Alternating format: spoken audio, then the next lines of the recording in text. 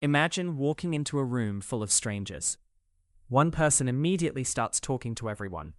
Another quietly stands in the corner, hoping nobody notices them. Now here's the strange part. The confident person isn't necessarily smarter. They aren't necessarily more attractive. And they definitely weren't born with some magical confidence gene. So why does one person seem fearless while another is terrified? The answer might completely change the way you think about confidence. For years, we've been told that confidence is something you either have or you don't. Some people are just naturally confident, others are naturally shy. But modern psychology tells a very different story. Confidence isn't a personality trait, it's a skill. And like every skill, it can be built. Let's start with the biggest lie almost everyone believes. I'll become confident when I stop feeling scared. Sounds reasonable, right? But that's exactly backwards. Think about the last time you wanted to do something difficult. Maybe speaking in class, talking to someone you liked, applying for a new job, starting a YouTube channel. Your heart raced, your palms got sweaty, and your brain immediately started listing every possible way things could go wrong. Most people take those feelings as proof that they aren't confident. But those feelings don't mean you're weak. They mean you're human. Even professional athletes feel nervous before competitions. Actors get stage fright. CEOs feel anxious before major presentations. The difference isn't that confident people don't feel fear. It's that they don't let fear make their decisions. Fear is an emotion. To understand why confidence feels so difficult, we have to travel back thousands of years. Imagine you're living in a small tribe. Being accepted by your group wasn't just nice, it was necessary for survival. If the tribe rejected you, you could be left alone without food, protection, or shelter. For our ancestors, social rejection could literally mean death. Your brain hasn't forgotten that. Today, getting laughed at during a presentation won't kill you. Posting a video that gets only 10 views won't kill you. Walking up to introduce yourself to someone won't kill you. But your brain reacts as if it will. That's why your stomach tightens before speaking in public. That's why your thoughts race before trying something new. Your brain isn't trying to embarrass you, it's trying to protect you. The problem is, it's using survival software designed for a world that no longer exists. Here's where most people get stuck. They wait. I'll speak up once I feel confident. I'll ask them out once I feel confident. I'll start my business once I feel confident. I'll upload my first video once I'm confident. Weeks become months. Months become years. Nothing changes. Because confidence doesn't come first. Action comes first. Confidence comes after. Every confident person you admire started out awkward. They stumbled over their words, made embarrassing mistakes, looked inexperienced. The only difference? They kept going long enough for confidence to catch up. Confidence isn't the starting line.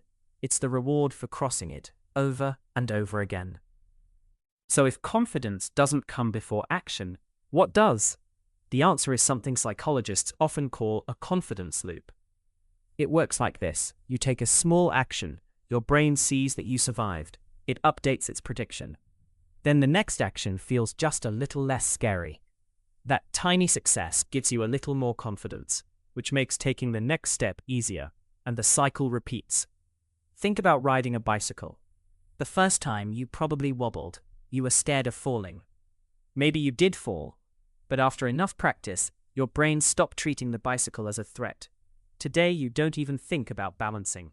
Confidence works exactly the same way.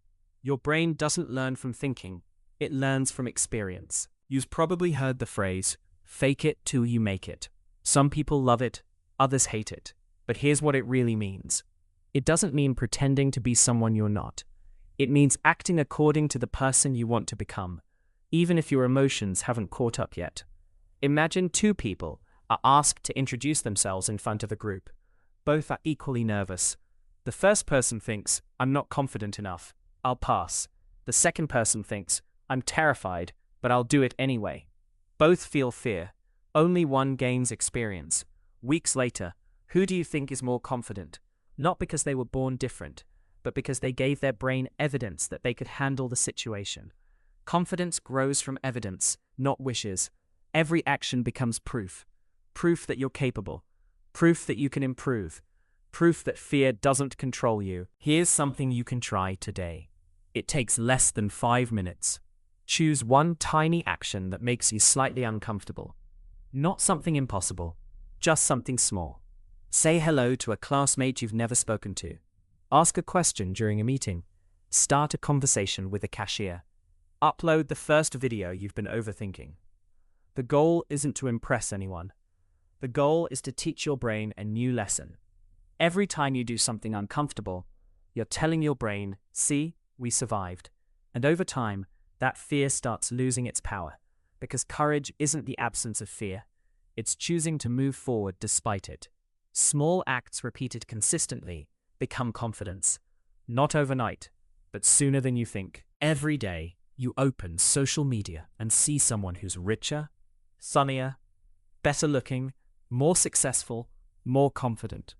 It feels like everyone has their life figured out except you. But you're comparing your behind the scenes to everyone else's highlight reel. You don't see the hundreds of takes before someone posts the perfect video. You don't see the failed interviews, the awkward conversations, the embarrassing mistakes, the nights they wanted to quit. You're seeing the final chapter and comparing it to your first page. That's a game you'll never win. The only comparison that actually matters is whether you're better than the person you were yesterday. Imagine 2 people walk into the same coffee shop.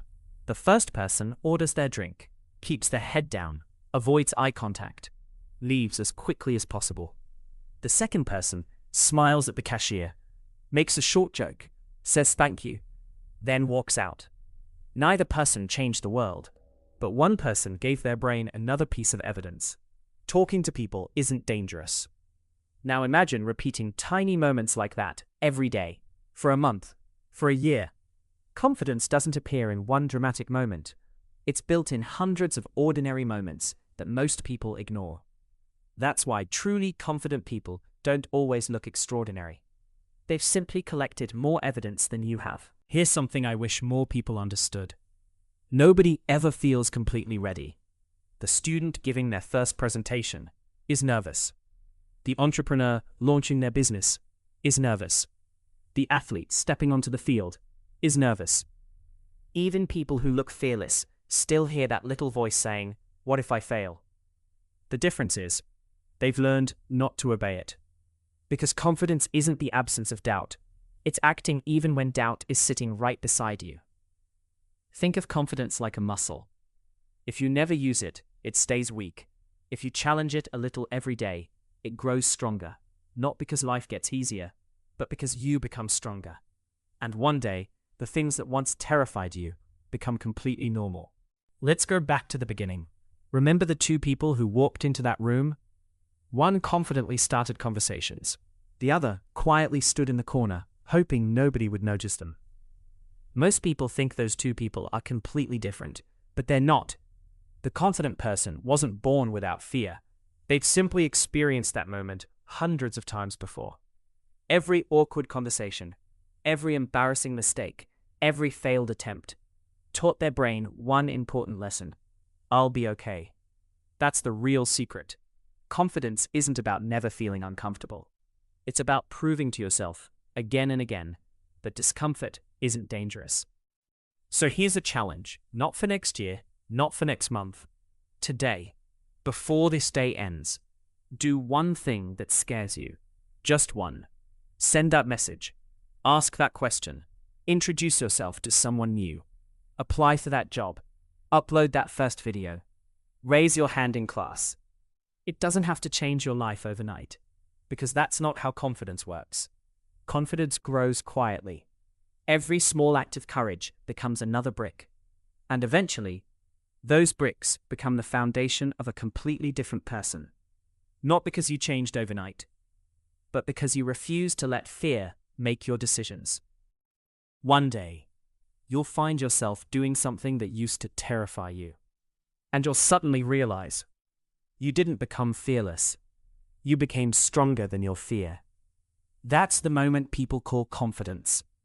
Not a magical feeling, not a personality trait. just years of choosing courage over comfort. So if you've been waiting to feel confident before chasing your goals, stop waiting. Take the first step while you're still nervous, because the version of you that you've always wanted to become is waiting on the other side of that first uncomfortable decision. If this video changed the way you think about confidence, then you'll love what's coming next. Here on Curious Elements, we break down the psychology behind everyday problems and show you practical ways to overcome them. If you learned something today, consider subscribing. And before you click away, think of one thing you've been avoiding because it feels scary. Now go do it. Your future self will thank you. Confidence isn't found, it's built.